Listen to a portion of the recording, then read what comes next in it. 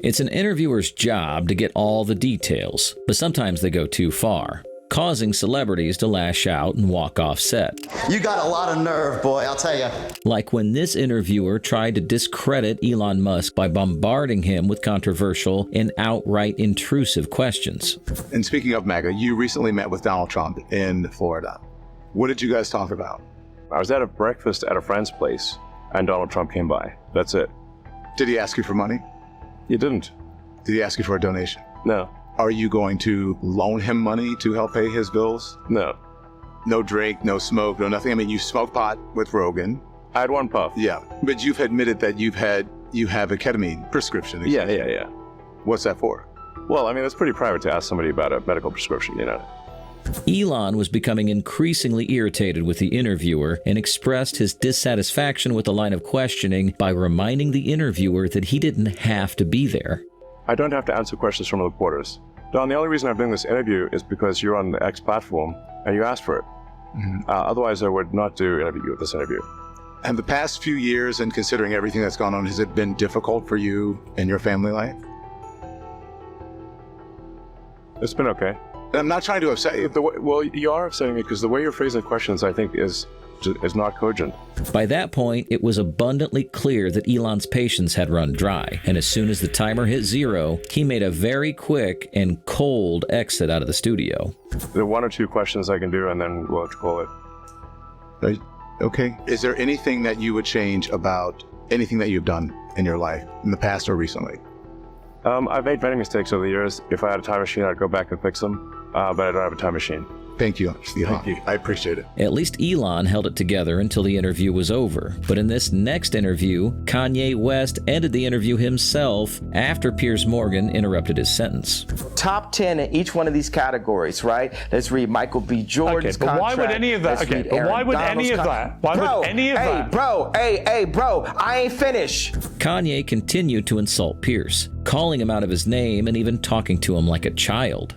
I ain't finished my sentence. Nothing you're saying has anything to do with... Hey, boy, I'm going to finish my sentence of my idea. Bro, I was in the middle of a sentence, boy.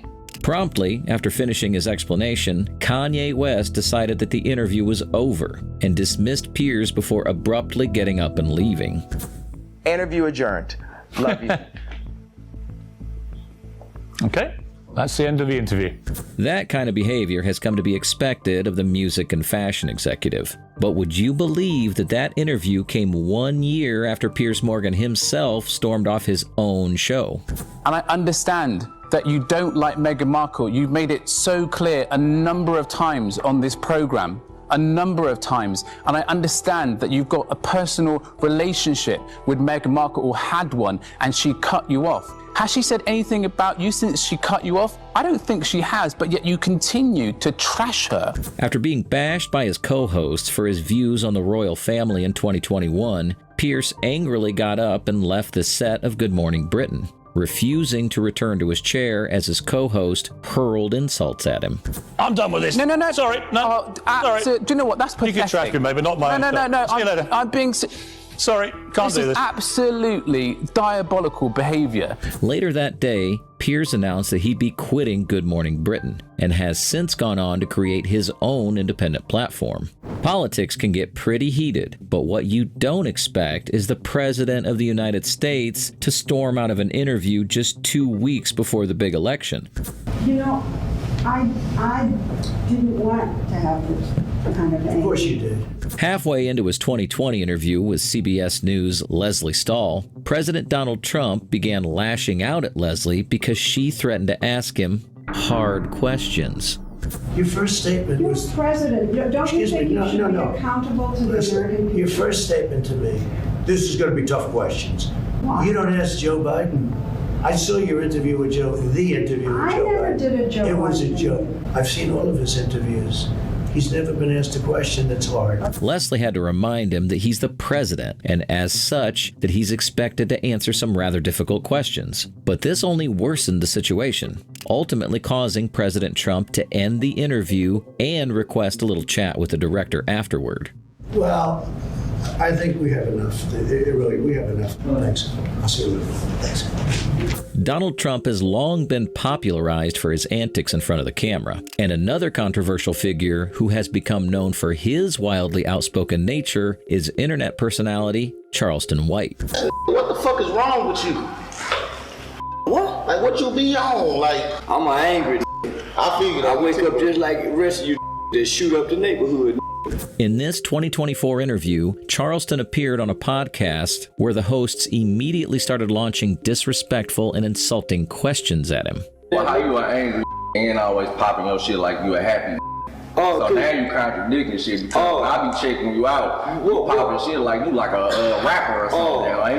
But to go back to your feelings, yeah, I'm contradicting. Nah, we standing on business. This ain't no feelings. No, we picking your brain. That's why I don't like talking to young. How old are you? I'm old enough to know I'm standing on business. Answer the question. How old are you? Because you asked me a question and you won't let me answer. Rather than snapping back, as he's become famous for doing, Charleston did something completely unexpected. While the hosts continued to exhibit the same obnoxious behavior that cost them their interview in the first place. Your first question was... What's the first question? Let me see how old that guy I'm memory. Get them back their money. They won't let me answer the question. Get them back their money. Man, hey, man, get your old ass back. Hey, get your sensitive ass back over there. As podcasts grow in popularity, there's bound to be more live meltdowns, like when streamer and internet personality Neon marched off of Bradley Martin's podcast after Bradley essentially refused to snitch for him.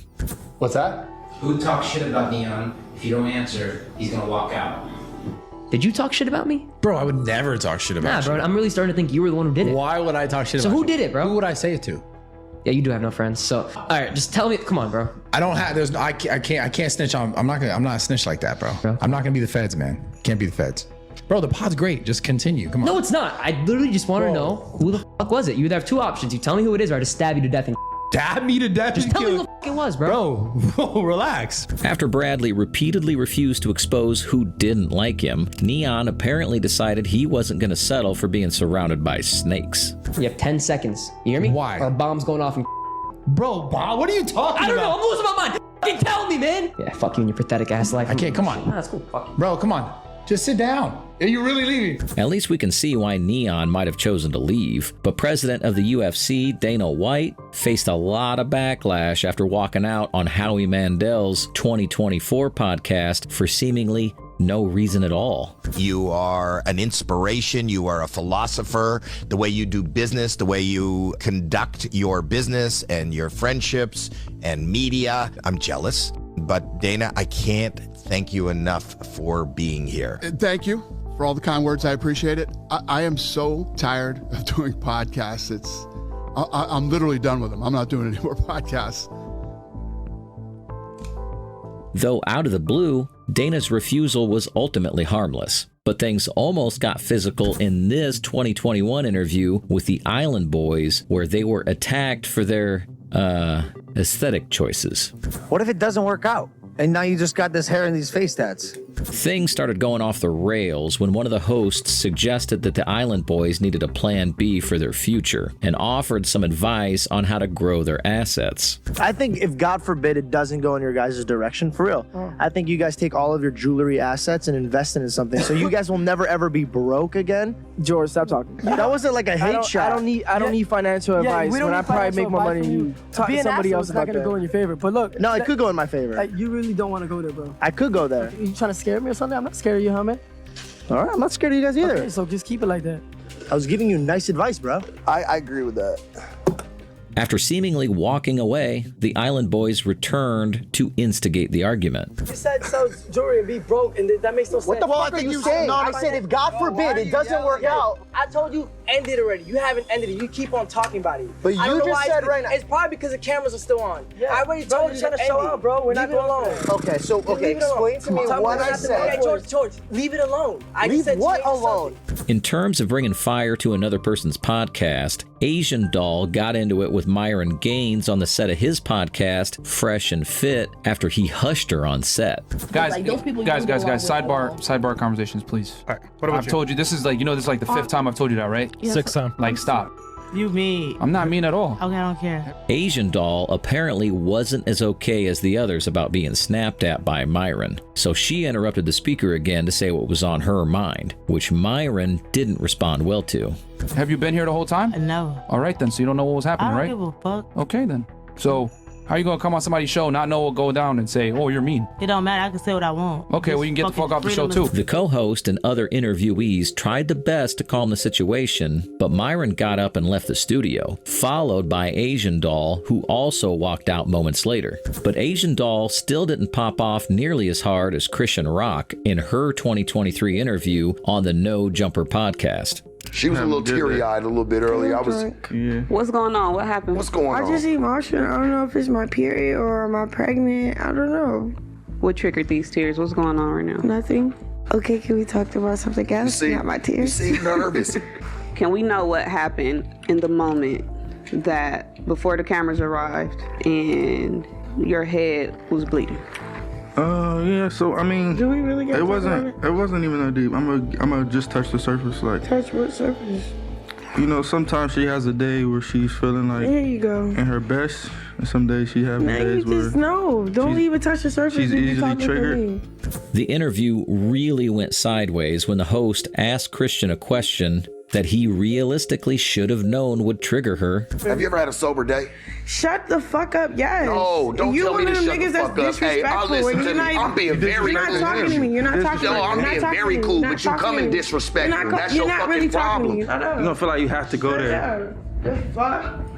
The walk off. It's bad, fool. I'm telling you, it's bad. Christian returned seconds later with an entire bottle of Hennessy and continued to drink until her tantrum grew into a huge and very childish explosion where she assaulted multiple people. No! No, keep. I gotta take you. I gotta take you. Come here like that. Come here. Hey, come here, bro. What are you like? Why are you doing that? Why are you doing that? Blue, what are you doing that for? Christian eventually reappeared an hour later, much calmer and quieter than before, and stayed for the last 15 minutes of the interview.